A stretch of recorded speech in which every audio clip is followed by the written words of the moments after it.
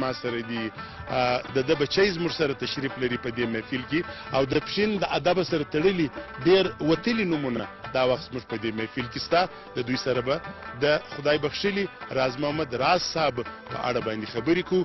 لومړی زه ځمه د دوی یو ملګری دی د دوی ناستې والا دی هغوی پروفیسران او دی اسسټنټ پروفیسر د دوی سره په کالج کې اوسېدلی دی ښاغلی فیض محمد شهزاد صاحب د ده څخه د راز صاحب په حواله باندې رایه اخلو د نظر اخلو.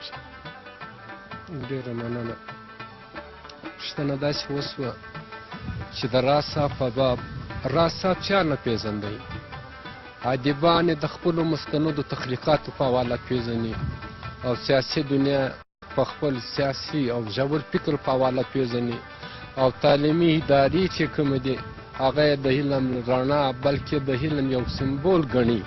او راز صاحب یو داسې څوک و چې هغه صرف د پښین په حواله نه د پښتو ادب په حواله نه د خپل علمي فکري ادبي فکر په حواله لکه څرنګه چې په پښتو دنیا کې په پښتو شاعري کې په پښتو ادب کې د خپل یو نوم درلودی داسې په اردو ادب کې د راز صاحب خپل نوم خپل مقام و. او تر څو چې دا ژوند وي ادب وي شاعري وي حوالې وي راز صاحب په پښتو ادب سره سره په اردو ادب کې به هم د ده نوم وي او دی به ژوندی وي. بلکې زه خو دا وایم نه چې تر څو د اوازونه وي د سازونه وي د ژوند وي راز صاحب وي.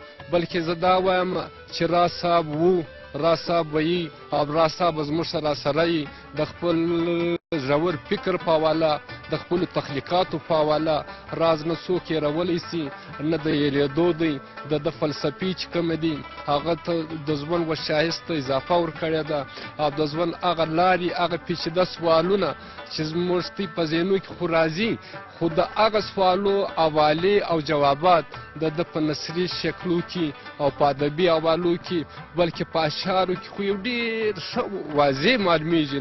نو راز صاحب چې کوم دی هغه د پښتو د شاعرۍ پر مخ باندې ځلاندې سترګې دي روڼې سترګې دي بلکې د پښتو د شاعري جبین پر جبین باندې یو ختلی خال دی. ماشاءالله ماشاءالله. ملګرو د شاعرانو